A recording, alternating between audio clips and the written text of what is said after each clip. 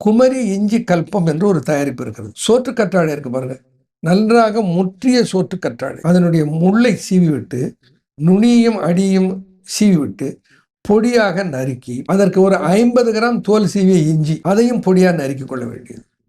அதனோடு தேன் ஒரு 500 கிராம் இஞ்சி சோற்று கற்றாழைனா 400 கிராம் தேன். இவ்வளோதான் ஃபார்முலா. 500 கிராம் சோற்று கற்றாழை, 50 கிராம் இஞ்சி, 400 கிராம் நல்ல தேன்.